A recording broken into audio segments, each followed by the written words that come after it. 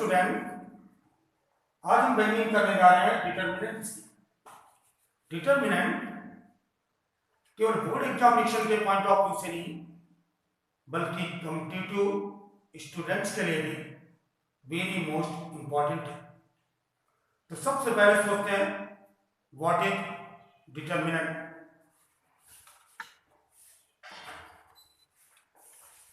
Determinant means simply collection of numbers है in table form.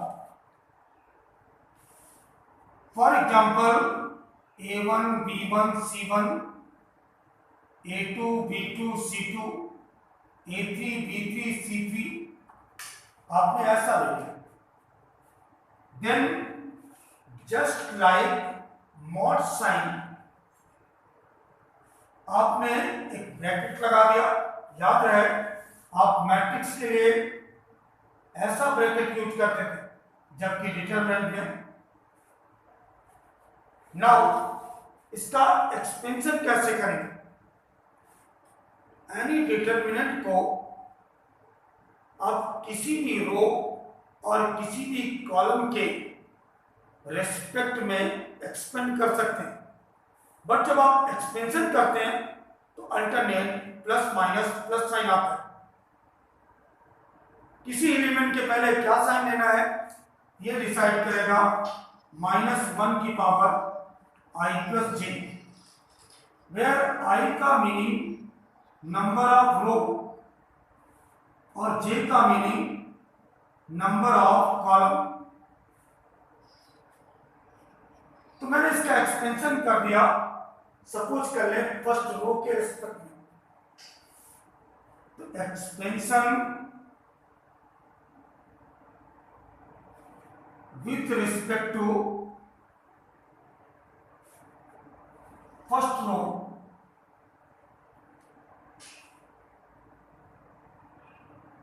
A1। अब A1 के आगे मैं प्लस साइन क्यों ले रहा हूं? क्योंकि ये फर्स्ट रो और फर्स्ट कॉलम का एलिमेंट है, तो i की वैल्यू 1, j की वैल्यू 1 है। दैट इज -1 की power 1 plus 1 even power positive sign.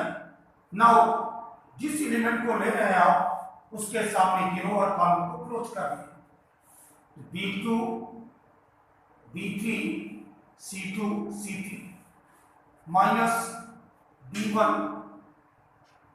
B1 क्या है? माइनस क्यों लिया आपने? ये फर्स्ट रो सेकेंड कॉलम का एलिमेंट है, तो I1 J2 -1 की ऑड पावर। अब आपने B1 के सामने और नीचे के रो और कॉलम को क्लोज कर दिया। A2 A3 C2 C3 plus C1 क्या है? प्लस क्यों लिया? फर्स्ट रो थर्ड कॉलम का एलिमेंट I1 J3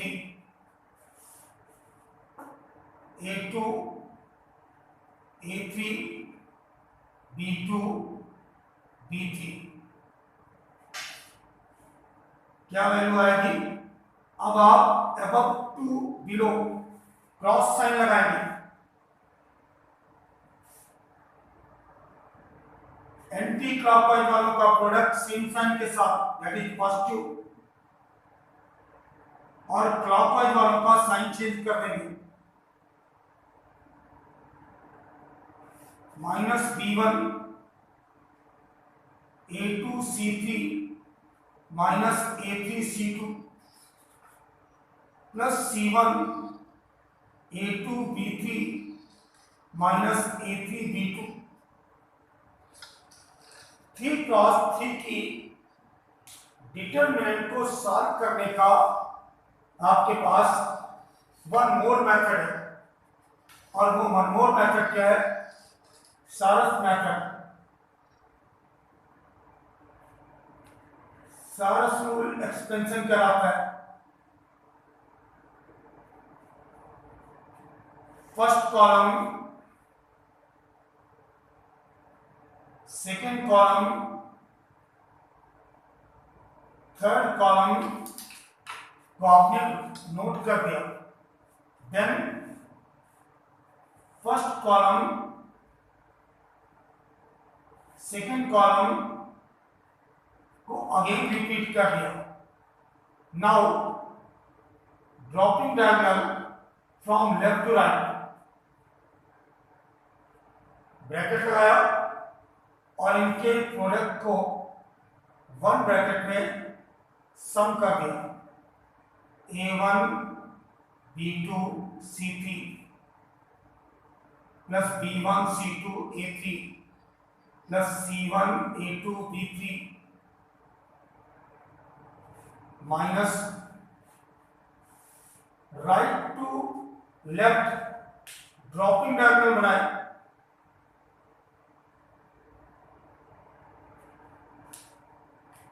और इनके प्रोडक्ट को वन ब्रैकेट में सम करके माइनस कर दिया। तो माइनस साइन लगाया, A3 B2 C1 plus B3 C2 A1 plus C3 A2 B1। आप चाहें तो इस फॉर्म में ला सकते हैं। कैसे? these two में A1 कॉमन ले लिया, B2 C3 minus B3 C2,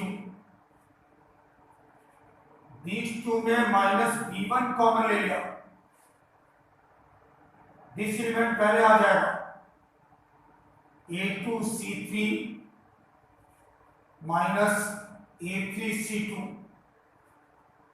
then these two में C1 कॉमन ले लिया, A2 B3 minus A3 B2। देख रहे हैं सेम रिजल्ट आया जैसा कि पहले था। तो 3 क्रॉस 3 की डिटरमिनेंट को सॉल्व करने का एक सारस रूल भी आपके पास ऑप्शन है। इंपॉर्टेंट क्वेश्चंस में ये काफी काम का रूल होता है। अब हम डिस्कशन करने जा रहे हैं प्रॉपर्टीज ऑफ डिटरमिनेंट को। एवरी स्टूडेंट को प्रॉपर्टीज ऑफ डिटरमिनेंट जैसे 2 की टेबल लर्न रहती है वैसे लर्न होना चाहिए, क्योंकि एक बार प्रॉपर्टीज आपको लर्न हो गई देन आपको केवल उनका एप्लीकेशन करना है, कि दिमाग पर आपको यूज करना है। तो फर्स्ट प्रॉपर्टी क्या है? बहुत इजी प्रॉपर्टीज है।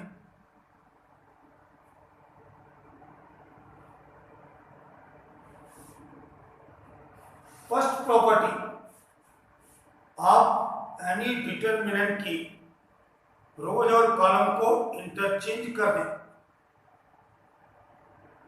डिटरमिनेंट की वैल्यू में no change.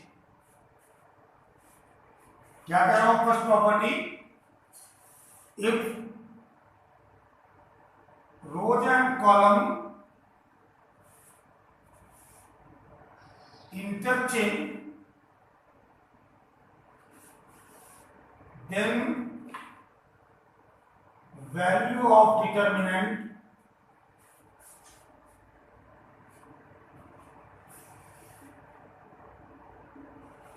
remains same।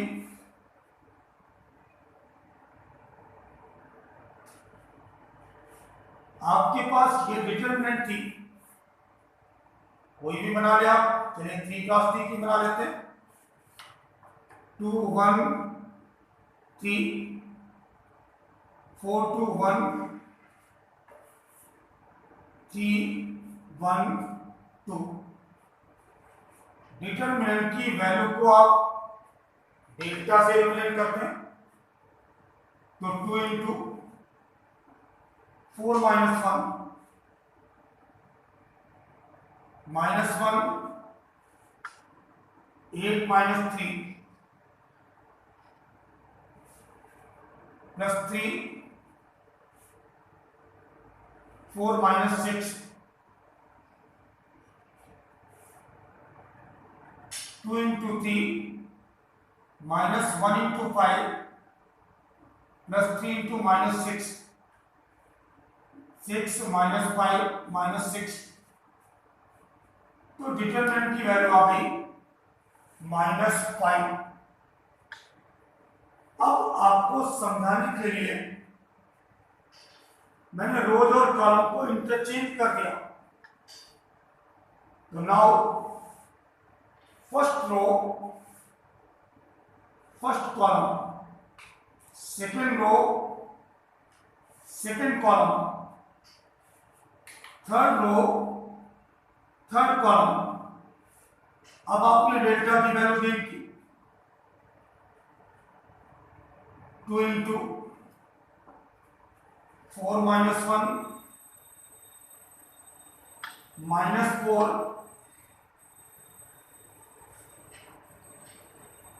2 minus 3 plus 3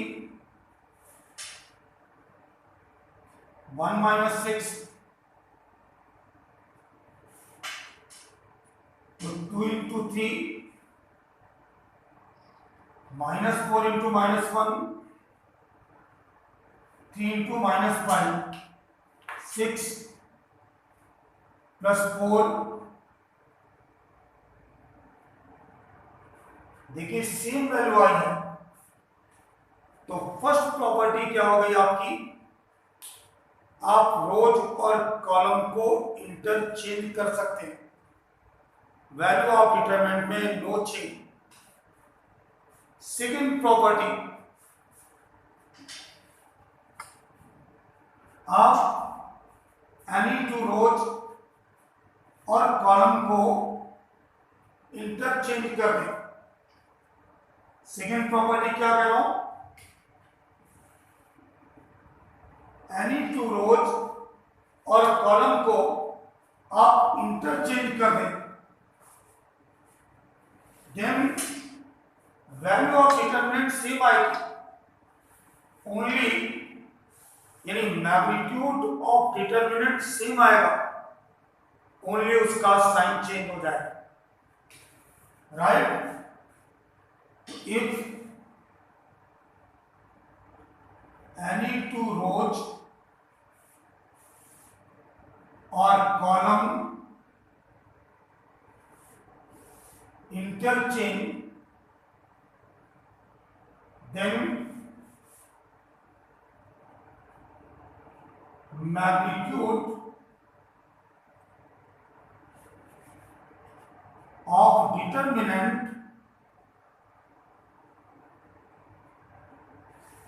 remains same,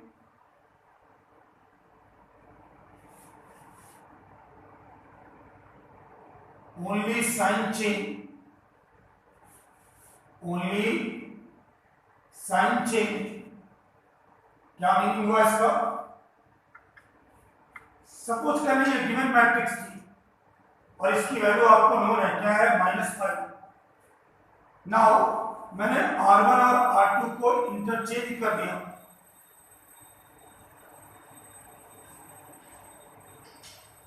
तो क्या हो गया, फर्स्ट रो बन गई आपकी 4 2 1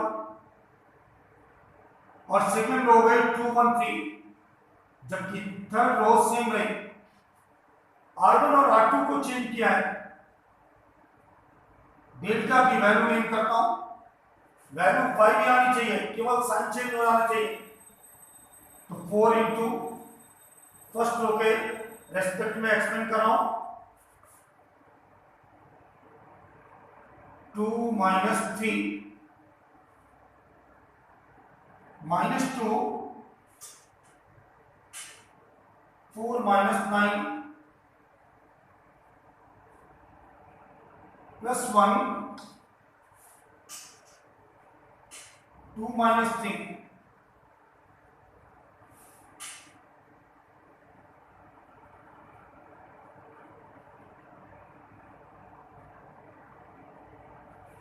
right?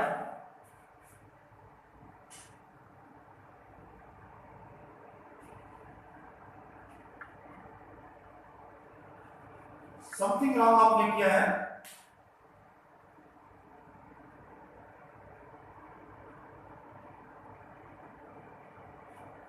4 into 2 minus 3 -2 4 minus 9, sorry, clear? तो -4 प्लस 10, देख रहे हैं वैल्यू क्या आई, +5। तो ओनली एनी टू रोज और कॉलम को इंटरचेंज करने पर वैल्यू सेम आ रही है, मैग्नीट्यूड सेम आ रहा है, केवल साइन चेंज हो गया, राइट? अभी आप R2 और R3 को भी इंटरचेंज कर देते तो one time again sine change हो जाता, यानी -5 आता। Next property,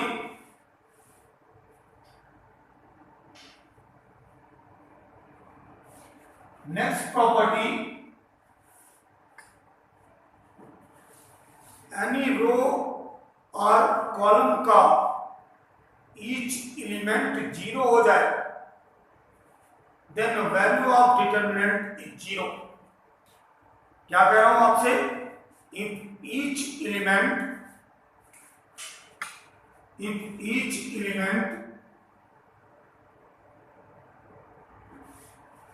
of a row or column is 0, then value of determinant is 0। भैया जिस रो का ईच एलिमेंट या जिस कॉलम का ईच एलिमेंट 0 उसके रेस्पेक्ट में आप एक्सपेंड कर दें, तो 0 into something minus 0 into something plus 0 into something, that is 0, right? Next property, जो सबसे इंपॉर्टेंट प्रॉपर्टी है, आप रोज और कॉलम में एनी ऑपरेशन करने के लिए फ्री है। जैसे R1 की प्लेस पर आपने R1 plus R2 plus R3 put कर दिया, R1 की प्लेस पर R1 plus R2 plus R3 put कर दिया, या फिर C1 की प्लेस पर C1 plus C2 plus C3 place कर दिया। आप R2 की प्लेस पर भी पुट कर सकते थे R1 plus R2 plus R3, C2 की प्लेस पर भी पुट कर सकते थे। आप कोई भी ऑपरेशन करने के लिए फ्री है। आप ऐसा भी कर सकते थे कि R2 की प्लेस पर आप कर देते R2 प्लस 5R3, या C2 की प्लेस पर कर देते C2 plus 3C2, sorry C2 plus 3C3। कहने का मतलब आप एनी ऑपरेशन करने के लिए फ्री हैं। आप ऐसा भी कर सकते थे, R2 की प्लेस पर कर देते R2 माइनस R3। आप ऐसा भी कर सकते हैं, R1 की प्लेस पर R1 माइनस 2R3। आप ऐसा भी करने के लिए फ्री हैं, C2 की प्लेस पर आपने कर दिया C2 प्लस 3C3। कुछ भी करने के लिए आप फ्री हैं, वैल्यू में ऑफ डिटरमिनेंट में नो चेंज। चाहे तो आप करके देख सकते हैं, राइट? कि अगर मैं अभी ऐसा कर दूं, चलिए मैंने क्या किया, ये आपके पास डिटरमिनेंट की वैल्यू थी 5। अब मैंने R2 की प्लेस पर पुट कर दिया R2 minus R3, right? R2 की प्लेस पर पुट कर दिया मैंने R2 माइनस R3, सही है? R1 को ऐसे पुट कर दिया 4 to 1। R2 की प्लेस पर क्या पुट कर रहा हूं, R2 माइनस R3, तो 2 minus 3 minus 1, 1 minus 1 0, 3 minus 2 1, 3 1 2। Value solve करके देख ले, डेल्टा क्या आता है 4 इंटू -2 -3 -2 -2 -3। अगेन देखिए डेल्टा की वैल्यू क्या आएगी 4 into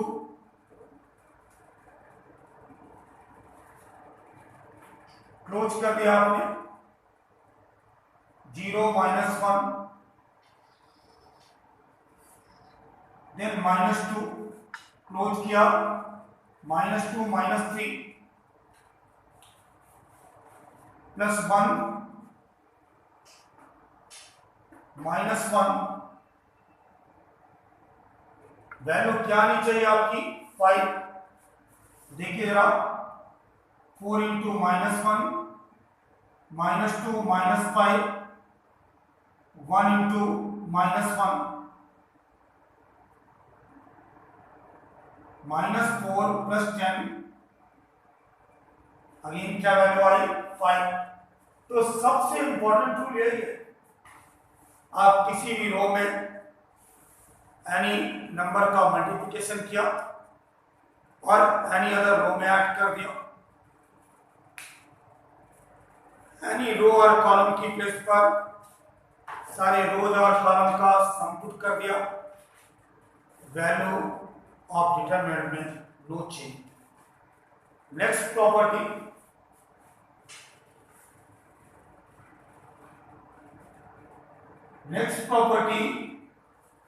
if each element of two rows or two columns identical, then value of determinant 0। मेरे कहने का मतलब क्या है, if any two rows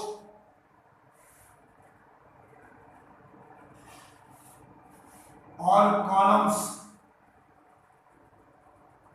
identical हैं, then value of determinant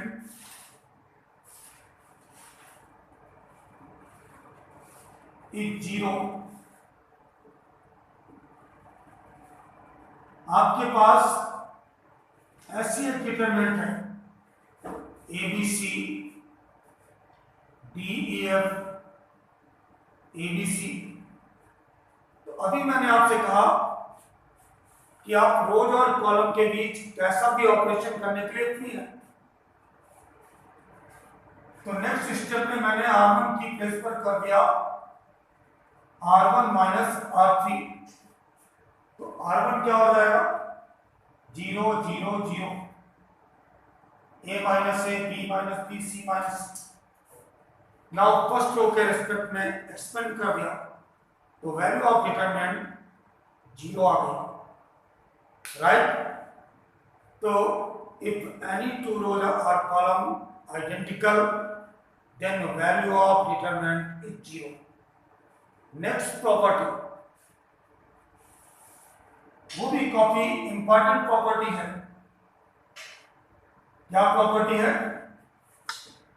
कि each element of a row or column is sum of two numbers, then determinant can be expanded as sum of two determinant। और कैसे जरा देखिए, any determinant आपके पास ऐसी है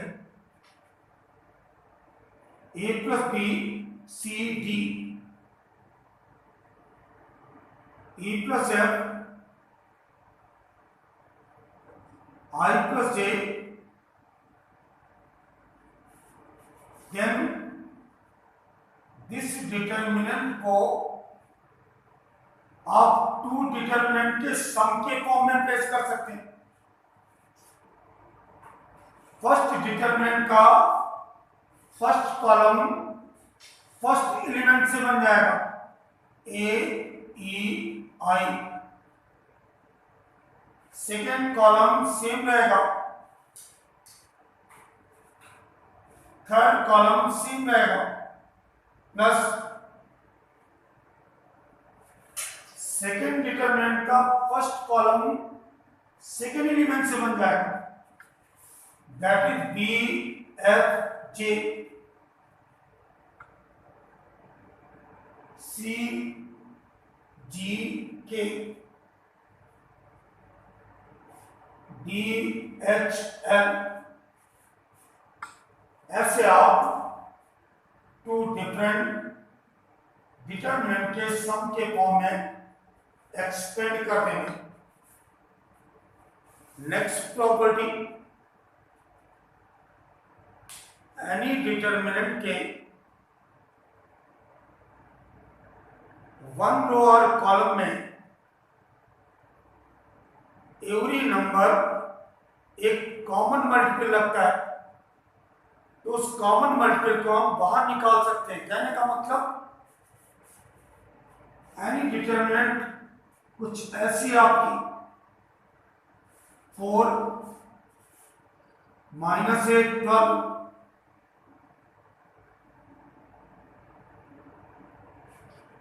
then आप देख रहे हैं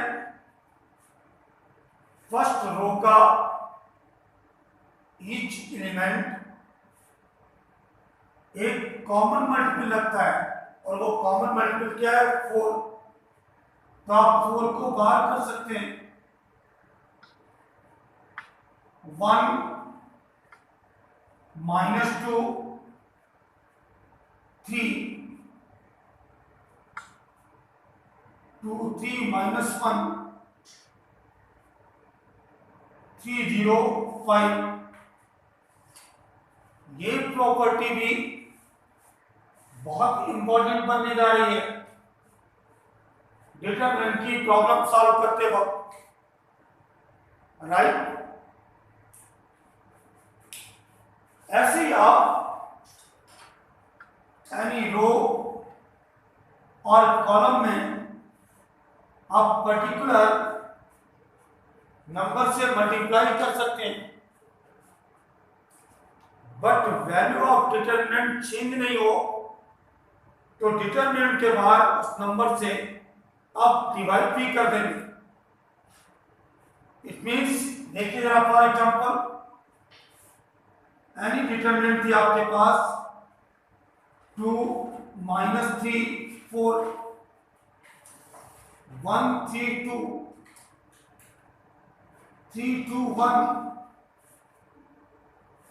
तो मैंने फर्स्ट रो की प्लेस पर एवरी एलिमेंट को 4 से मल्टीप्लाई कर दिया। 8 माइनस 12 16। तो 4 से आप डिवाइड भी बाहर कर देंगे। सिमिलरली अगर चाहें तो सेकेंड रो को भी किसी नंबर से मल्टीप्लाई कर दें। सपोज कर लिया मैंने सेकेंड नंबर को 3 से मल्टीप्लाई कर दिया, ये एलिमेंट बन जाएगा 3 9 6। जैसे में आप 3 से और डिवाइड कर देंगे बाहर, एंड थर्ड रो को ऐसे ही प्लेस कर दिया। तो कहने का मतलब यह है कि अगर डिटरमिनेंट में एवरी रो एनी रो और कॉलम में ईच एलिमेंट को आप एनी नंबर से मल्टीप्लाई कर रहे हैं, तो उस नंबर से डिटरमिनेंट की वैल्यू चेंज नहीं हो, डिवाइड भी कर देंगे। अब मैं नेक्स्ट प्रॉपर्टी पर डिस्कशन करने जा रहा हूं, जो बोर्ड एग्जामिनेशन के पॉइंट ऑफ व्यू से भले ही इंपॉर्टेंट ना हो, बट कंपटीशन पर्पस से काफी इंपॉर्टेंट प्रॉपर्टी है।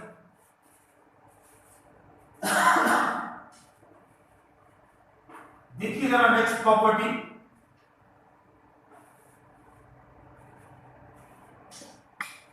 सपोज कर लो एनी डिटरमिनेंट ऐसे गिवन है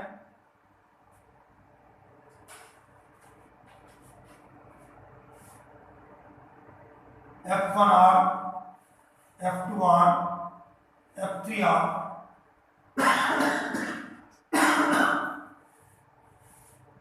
ABC, DEF,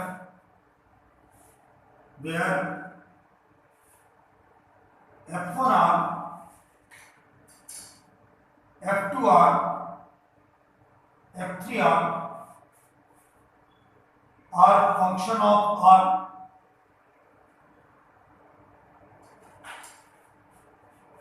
and ABC, DEF are constants. ये सभी आपके क्या है? ये सभी आपके कांस्टेंट है, जबकि F1R, F2R, F3R these are function of R, right? अब कहीं आप अगर इसको ऐसा कर देते हैं, मैंने डिटरमिनेंट को बना दिया फंक्शन ऑफ x, देन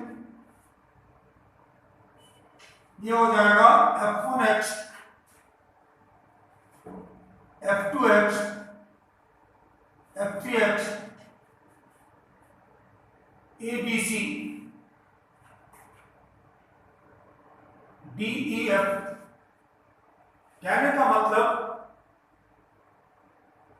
कि डेल्टा अगर ऐसा था F1R, F2R, F3R, तो डेल्टा x क्या हो गया? F1x, F2x, F3x, remaining element पर नो इफेक्ट। हम ऐसा भी कर सकते थे, सब कुछ कर लो, मैं समेशन ले लूं। कैसा समेशन? आपका डेल्टा आर था, R इक्वल टू 1 से n, ये आपने समेशन ले लिया, देन ओनली फर्स्ट रो पर ही इफेक्ट पड़ेगा, यहां भी समेशन लग जाएगा। F1R, R equal to 1 to n, F2R summation R equal to 1 to n, F3R summation R equal to 1 to n, remaining element same रहेंगे, राइट? अगर मैं डिटरमिनेंट का इंटीग्रेशन ले लूं, कहने का मतलब अगर ऐसा कर दूं,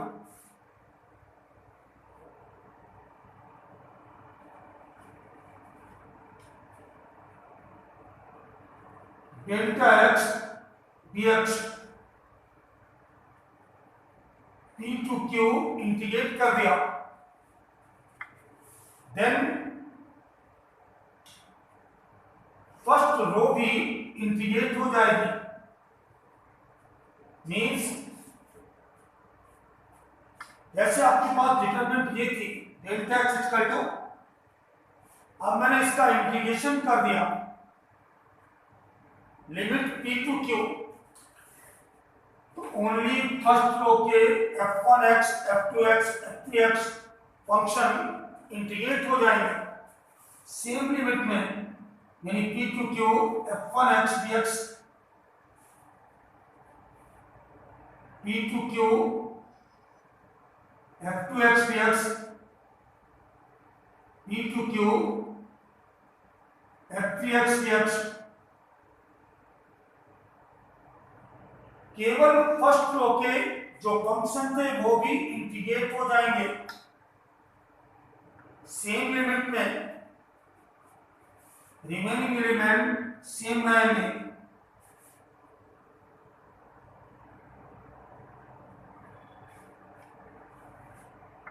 ये कंप्यूटेशन के पॉइंट ऑफ व्यू से बहुत ही इंपॉर्टेंट प्रॉपर्टी है, राइट?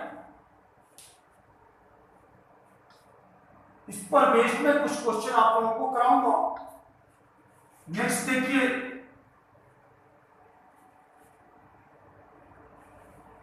बोर्ड एग्जामिनेशन पर्पस से डिटरमिनेंट के सम यूज हैं।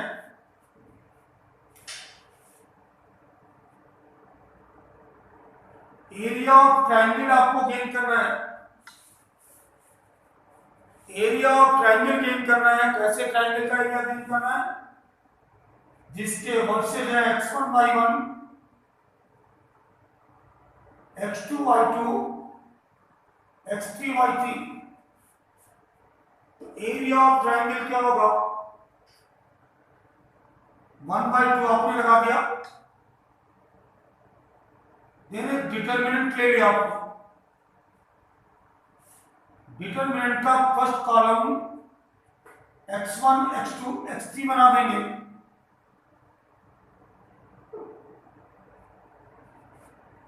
डिटरमिनेंट का second column y1, y2, y3 बना देंगे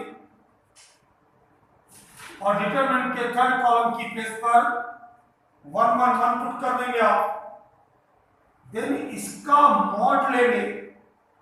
कहने का मतलब एरिया ऑफ ट्रायंगल कभी निगेटिव हो नहीं सकता था,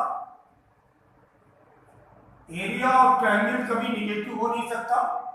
तो वैल्यू डिटरमिनेंट की चाहे निगेटिव आए चाहे पॉजिटिव आए, आप उसका मॉड ले लेंगे। तो ये बाहर का साइन लगा हुआ है, ये मॉड को रिप्रेजेंट कर रहा है, वो मॉड को रिप्रेजेंट कर रहा है, और अंदर का साइन डिटरमिनेंट, राइट। तो ऐसे आप एरिया ऑफ ट्रायंगल को गेन करेंगे। सम मोर टॉपिक्स को हम डिस्कशन करते हैं जो कंपटीशन पॉइंट ऑफ व्यू से वेरी मोस्ट इंपॉर्टेंट है। आपको 3 लाइन्स दे दिया और उनको कह रहा है कॉन्करेंट प्रूफ करना है। 3 लाइन्स गिवन है। If 3 lines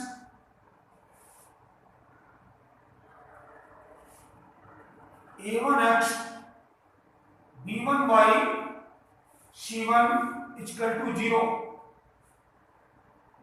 a2x, b2y, c2 equal to 0, a3x, b3y, c3 equal to 0 और concurrent, that is passes through a particular point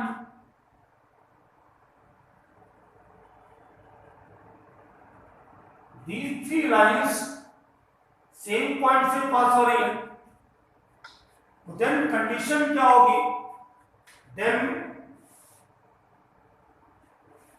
सोचने वाली बात है कि आप ऐसे सॉल्व करते थे, काफी टफ होता था, बट डिटरमिनेंट का यूज करके आप इजीली शो कर सकते हैं कैसे कॉन्करेंट है। a1, a2, a3, x के कोएफिशिएंट से c1 बना दिया, y के कोएफिशिएंट से c2 बना दिया।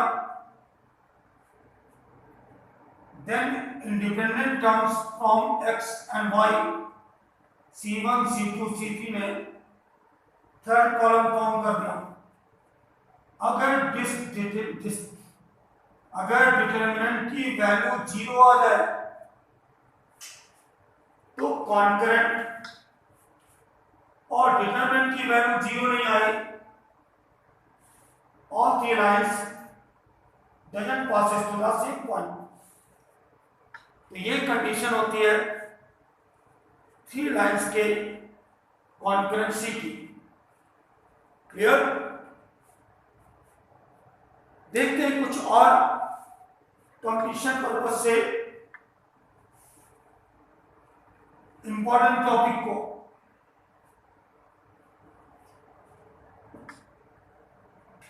एनी जनरल होमोजीनियस इक्वेशन ले लें।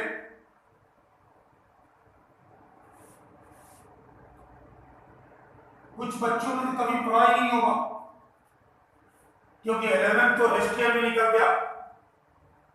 Any general homogeneous equation ax square plus 2hxy plus by square plus 2gx plus 2fy right plus c equal to 0 represent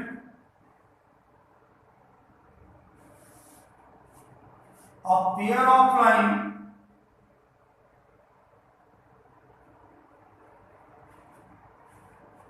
ये जनरल होमोजेनियस इक्वेशन है, ये pair of line को represent करेगी कब? If ऐसा हो जाए इस डिटर्मिनेंट की value first row A H G, second H D F, third G F C और इक्वल टू 0 हो जाए। एक्स स्क्वायर का कोएफिशिएंट ए, एक्स वाई का कोएफिशिएंट को हाफ कर देंगे एक्स, वाई स्क्वायर का कोएफिशिएंट बी, एक्स के कोएफिशिएंट को हाफ कर देंगे जी, वाई के कोएफिशिएंट को हाफ कर देंगे एफ, और independent term from X and Y is called C. ये पेयर ऑफ लाइन को रिप्रेजेंट करेगा कब? अगर determinant A G H P F G F C की वैल्यू 0 आ जाए, राइट? ये कंपटीशन पर्पज से वेरी मोस्ट इंपॉर्टेंट टॉपिक था। अब देखिए, मैं डिफरेंशिएशन ऑफ डिटरमिनेंट समझाता हूं आपको। डिफरेंशिएशन ऑफ डिटरमिनेंट बहुत ही इंपॉर्टेंट टॉपिक वो भी है। कह रहा हूं differentiation of determinant, any determinant ऐसी दी हुई है आपको C1 C2,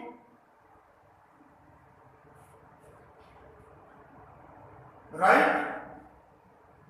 अब इसका डिफरेंशियल करने जा रहे हैं।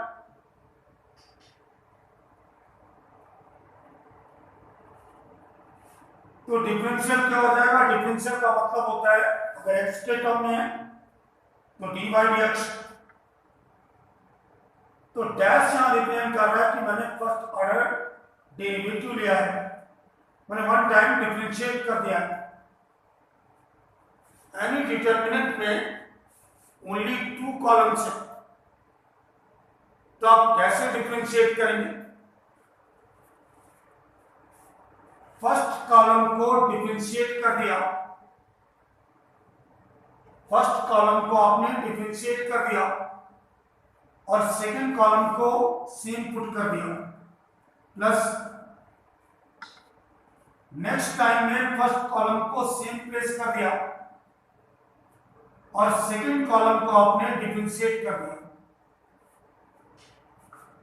Similarly, if delta equal to ऐसा होता C1 C2 C3, यानी 3 कॉलम्स की डिटरमिनेंट होती और आप इसको डिफरेंशिएट करते, तो आप कैसे डिफरेंशिएट करते? जैसे जर्नी करते थे f1x f2x f3x होने पर आप f1x का करते थे, f2x f3x को लेफ्ट कर देते, मैंने सेम रख देते थे, प्लस f1 f3 सेम लेते थे और f2x को डिफरेंशिएट कर देते, प्लस f1 f2 को सेम रखते थे और f3x को डिफरेंशिएट कर देते। सिमिलरली C1 को डिफरेंशिएट कर दिया, C2 C3 सेम रखा, प्लस C1 और C3 को सेम रखा, C2 को डिफरेंशिएट कर दिया, प्लस C1 C2 को सेम रखा और C3 को डिफरेंशिएट कर दिया, राइट।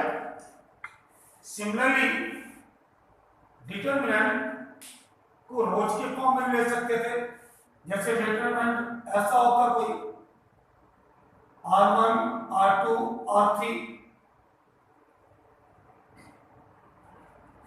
आप इसको डिफरेंशिएट कर रहे हैं तो आपने R1 को डिफरेंशिएट कर दिया, R2 R3 को सेम पुट कर दिया, प्लस R1 R3 को सेम पुट कर दिया, R2 को डिफरेंशिएट कर दिया, प्लस R1 R2 को सेम प्लेस किया, R3 को डिफरेंशिएट कर दिया, राइट। क्लियर है? मुझे नहीं लगता कि इसमें किसी बच्चे को कोई प्रॉब्लम होगी। अगर कोई डाउट है तो मैं एग्जाम्पल देकर समझा सकता हूं। सपोज कर लो कि एनी डिटरमिनेंट आपको ऐसा गिवन है। समझाने के लिए मैंने एक छोटा सा ले लिया, sin x cos x 1/e, चलिए x ले लिया। अब ये आपके पास R1 R2 C1 C2 था, तो मैं अगर कॉलम के रिस्पेक्ट में डिफरेंशिएट कर रहा हूं तो क्या हो जाएगा, d/dx डेल्टा, या इसी को मैं ऐसा कर सकता, कॉलम के रिस्पेक्ट में कर रहा हूं अगर, तो फर्स्ट कॉलम का डिफरेंशियल कर दिया,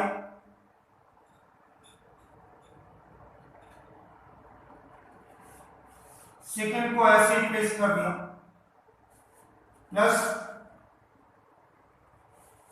नाउ फर्स्ट कॉलम को सेम पुट कर दिया और सेकंड कॉलम का डिफरेंशियल कर दिया,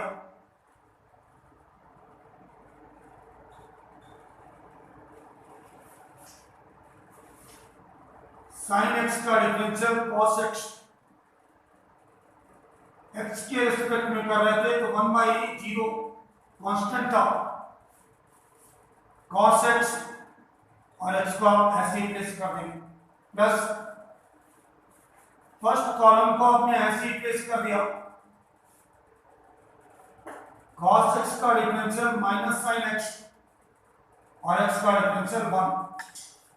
तो ऐसे आप डिटरमिनेंट को डिफरेंशिएट कर देते हैं।